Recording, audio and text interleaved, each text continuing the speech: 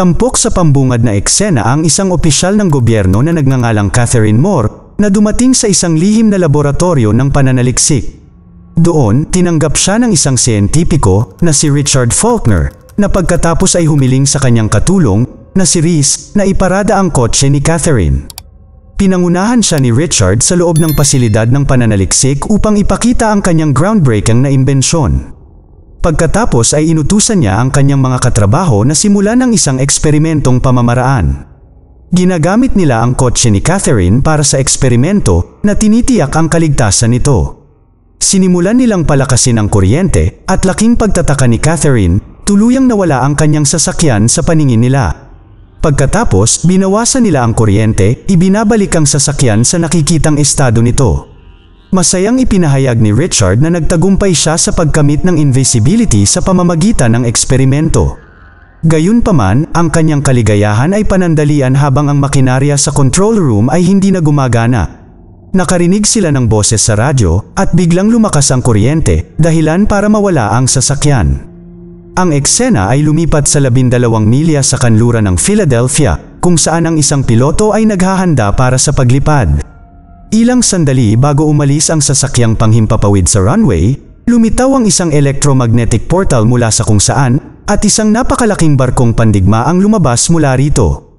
Bilang resulta, ang sasakyang panghimpapawid ay bumangga sa barkong pandigma na nagresulta sa isang malaking pagsabog.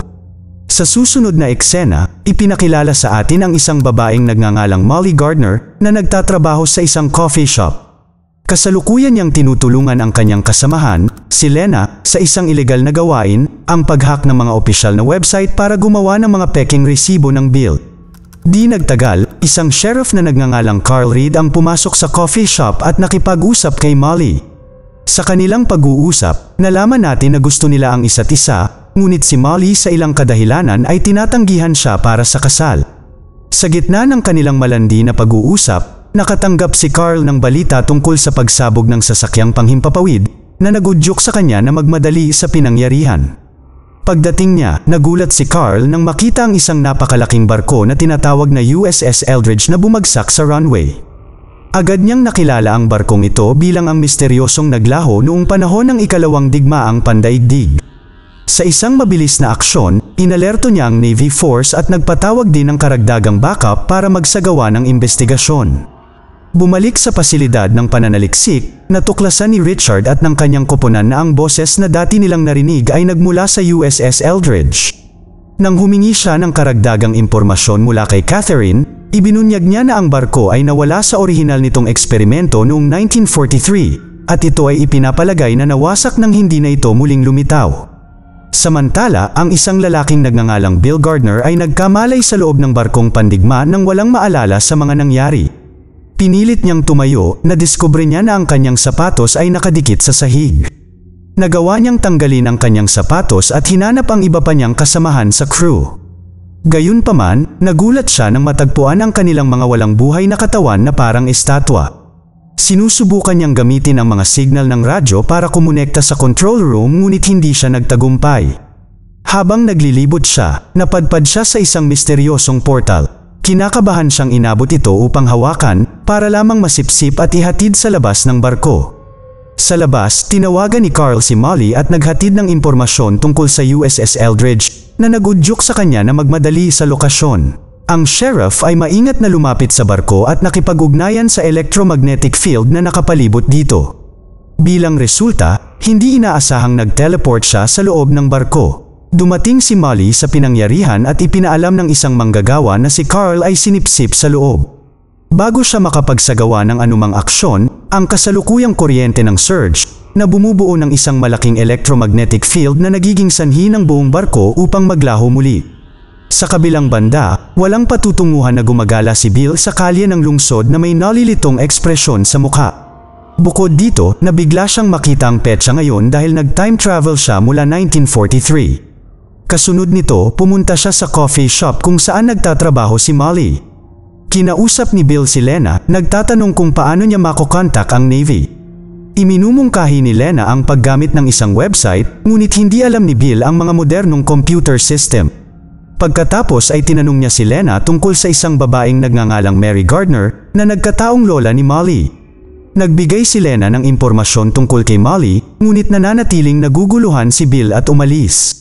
Sa pasilidad ng pananaliksik, natuklasan ng mga manggagawa na ang kanilang mga generator ay kumukuha ng kapangyarihan kahit na sila ay naka-off. Sa sandaling iyon, muling tumaas ang kuryente. May sabay din itong epekto kay Bill habang siya ay nakuryente. Samantala, sa Chicago, muling lumitaw ang USS Eldridge sa himpapawid at nahulog sa isang mataas na gusali. Sa loob ng barko, nagising si Carl at nakita ang kanyang kanang kamay na nakadikit sa dingding ng barko. Kinagabihan, umuwi si Molly at nahanap si Bill sa loob. Laking gulat niya nang malaman na siya ang kanyang lolo, na nawala sa tabi ng USS Eldridge 70 taon na ang nakararaan. Habang nagsisimula silang mag-usap, isiniwalat ni Molly na ang kanyang lola ay namatay noong siya ay bata pa, at ang kanyang ina ay namatay 3 taon na ang nakalilipas. Naging emosyonal si Bill nang marinig ito, ngunit determinado siyang alamin ang katotohanan sa likod ng misteryosong pagkawala ng barko. Upang tulungan siya, nahack ni Molly ang website ng Navy at iniharap sa kanya ang mga file na nauugnay sa unang Philadelphia Experiment Project Rainbow, na nagpapaliwanag kung paano pinaniniwalaan na nawasak ang barko. Samantala, dumating sina Richard at Catherine sa isa pang laboratorio ng pananaliksik na matatagpuan sa Chicago. Pagkatapos suriin ang lahat ng mga file na nauugnay sa orihinal na eksperimento, nalaman ni Richard na ang eksperimento ay batay sa paglalakbay sa oras. Sa panahon ng eksperimento na iyon, ang labis na kapangyarihan ng kanilang generator ay lumikha ng isang napakalaking larangan ng enerhiya na pumunit ng lamat sa space-time continuum. Nang i-activate ng koponan ni Richard ang kanilang phase generator, ang kanilang field ay nakakonekta sa orihinal, na nagresulta sa paghila ng Eldridge sa espasyo at oras, na naging dahilan upang muling lumitaw sa kasalukuyan. Ayon kay Richard, 70 taon na ang nakalipas para sa kanila, ngunit para sa barko, ito ay isang instant na paglalakbay. Bumalik sa lugar ni Molly, ipinaalam niya sa kanyang lolo ang tungkol sa kanyang kasintahan, na si Carl, na ngayon ay na-stuck sa loob ng barko. Ang kanilang pag-uusap ay biglang naputol dahil sa doorbell. Sinagot ito ni Molly at isang lalaking nagngangalang Hagan ang nagpakilala bilang isang opisyal ng gobyerno. Hinihiling niya ang kinaroroonan ni Bill at pinagbabantaan ito kapag nananatiling tahimik ito. Ilang sandali pa, biglang inatake ni Bill ang lalaki at pinatumba ito bago tumakas kasama si Molly. Pagkatapos ay tumungo ang dalawa kay Lena, hiniram ang kanyang sasakyan, at kumuha ng pera bago umalis. Sa ibang lugar, tinawagan ni Catherine ang isang incursion team at pinahintulutan silang sirain ang barko. Ngunit sa sandaling iyon, nakatanggap si Richard ng tawag mula kay Reese, na nagulat na ang phase generator ay aktibo pa rin at ang intensity ng field ay mabilis na tumataas. Ito ay nagpapahiwatig na ang barko ay nasa bingit ng pagkawala muli. Dagdag pa rito, nagbabala siya na malaki ang epekto nito kumpara sa mga naunang pagkawala. Nang marinig ito, hiniling ni Richard kay Catherine na mag-issue ng retreat order sa incursion team, ngunit hindi niya ito pinansin. Samantala, naabot ni Bill at Molly ang isang payphone kung saan nakatanggap sila ng tawag mula sa hindi kilalang tao. Ang lumalagong field intensity sa paligid ng barko ay nakakaapekto kay Bill, na nagiging dahilan upang hindi siya makausap sa telepono. Bilang resulta, kinuha ni Molly ang tawag at binanggit ng tao sa kabilang dulo ang Ivory Gate. Pagkalipas ng ilang sandali, ang daloy ng kuryente ay tumalon sa isang antas kung saan ito ay bumubuo ng isang malakas na magnetic field na nagiging sanhi ng paglaho ng barko muli. Kinabukasan, sinabi ni Bill kay Molly na dapat silang pumunta kay Morton Salinger, ang nagsimula ng eksperimento sa paglalakbay sa oras sa USS Eldridge noong nakaraang panahon. Si Morton pala ang kausap nila sa payphone kanina. Sinabi ni Molly na siya ay patay na, ngunit si Bill ay nananatiling kumbinsido na siya ay buhay tulad ng kanyang sarili. Pagkaraan ng ilang sandali sa pagmamaneho, nakarating sila sa isang daungan kung saan nahanap nila si Morton, na may edad na, hindi katulad ni Bill. Nagpahayag ng pagtataka si Morton na talagang nagtagumpay ang kanyang eksperimento. Binanggit niya na ipinasara ng gobyerno ang lahat ng operasyon nang mawala ang barko.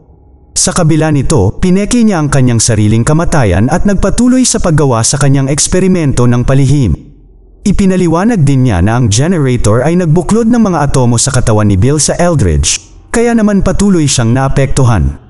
Bumalik sa research lab, hinulaan ni Richard ang mga potensyal na lokasyon kung saan maaaring muling lumitaw ang barko. Sa gitna nito, nakatanggap si Catherine ng isang tawag mula kay Hagan na ipinahayag na nagtatrabaho para sa kanya mula pa noong una. Ipinaalam niya sa kanya na, sa pamamagitan ng mga naharang na komunikasyon, natuklasan niya na buhay pa si Morton at kasalukuyang nakikipagkita siya kina Bill at Molly. Determinado na tapusin ang lahat minsan at para sa lahat, inutusan siya ni Catherine na patayin silang tatlo. Plano din niyang bombahin ang USS Eldridge sa sandaling muling lumitaw ito. Nang marinig ito, sinubukan siyang bigyan ng babala ni Richard tungkol sa mga kahihinatnan nito, ngunit tila wala siyang pakialam. Bilang resulta, inutusan niya si Reese na isara ang phase generator at putulin kaagad ang field linkage sa barko. Sa ibang lugar, pinangunahan ni Morton sina Bill at Molly sa kanyang lihim na pasilidad ng pananaliksik.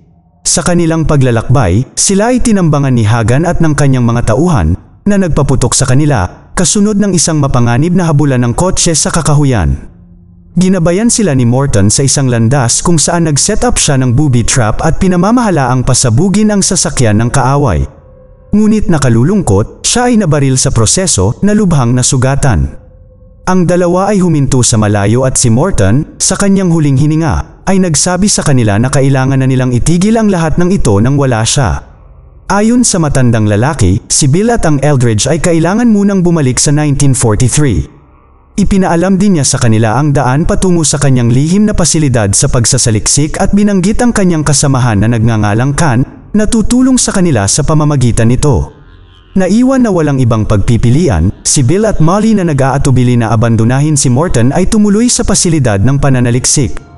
Di nagtagal pagkatapos, si Hagan, na nakaligtas sa pagsabog, ay lumapit sa naghihingalong Morton at hiniling na malaman kung nasaan si Bill. Nang tumanggi siyang ibunyag ang anumang impormasyon, binaril ni Hagan ang matanda hanggang sa mamatay. Samantala, sa research lab ni Richard, si Reese at ang koponan ay nagsusumikap na masira ang field linkage. Gayunpaman, nangyari ang isang power surge na naging sanhi ng pagtaas ng intensity ng field. Naramdaman ang napipintong panganib, nagmadaling pumasok si Reese sa silid ng makinarya upang iligtas ang natitirang mga miyembro ng koponan para lamang masipsip ng electromagnetic field. Kasabay nito, pinapanood ni Richard ang CCTV footage ni Bill na nakuryente. Ito ay humantong sa kanya upang mapagtanto na si Bill ay ang susi sa paglutas ng sitwasyon dahil siya lamang ang maaaring magsara ng sistema. Pagkatapos ay lumabas si Richard sa Chicago Research Lab at pumunta kay Bill. Sa susunod na eksena, nagpadala si Catherine ng isang Delta Force sa Sahara Desert kung saan ang Eldridge ay nahulaan kung saan muling lilitaw. Tama nga ang kanilang palagay, ang Eldridge ay lumabas sa nahulaang lugar at iniutos ni Catherine sa koponan ng Delta na pasabugin ito. Ang puwersa ay naglunsad ng maraming missile patungo sa barko, ngunit ang presensya ng isang electromagnetic field ay nagsilbing isang proteksyon na hadlang na naging sanhi ng mga missiles na hindi maging epektibo. Di nagtagal, tumaas muli ang field intensity at ang barko ay dinala sa isang nuclear plant sa England na nagresulta sa isang napakalaking pagsabog. Makalipas ang ilang sandali, dumating sina Bill at Molly sa laboratorio ng pananaliksik ni Morton. Ngunit nakita nila ang isang malungkot na tanawin, ang lahat ng miyembro ng koponan ay pinatay. Nang maramdaman ang panganib, kumuha sila ng laptop at lumabas. Paglabas nila ng gusali, muli silang sinalakay ni Hagan at ng kanyang mga armadong kasama. Si Hagan ay nagpaputok kay Bill, ngunit siya ay pinangangalagaan ng isang electromagnetic field tulad ng barko. Sa sandaling ito napagtanto niya na magagamit niya ang kuryenteng ito para itaboy ang mga kaaway. Sa gitna ng kaguluhang ito, nagpakita si Richard at iniligtas silang dalawa mula kay Hagan. Dinala niya sila sa kanyang lihim na lab na nagpapaliwanag na nagtataglay siya ng mga generator na may kakayahang dalhin ang Eldridge doon. Sa sandaling makarating sila sa lab, ina-activate nila ang makinarya at sinimulan ang proseso upang makabuo ng kinakailangang intensity ng electromagnetic field. Nang ang intensity ay umabot sa isang kritikal na antas, ito ay bumubuo ng isang portal para may teleport ang barko sa lokasyon nito. Kasunod nito, nagpaalam si Bill sa kanyang apo at nagmamadaling pumunta sa barko. Habang papalapit siya sa intensity ng field ng barko, hinila siya sa loob.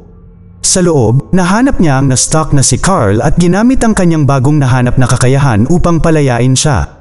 Pagkalipas ng ilang sandali, dumating si Catherine sa eksena kasama si Hagan at hinawakan sina Richard at Molly habang tinutukan ng baril. Pinilit niya silang manatili at huwag kumilos.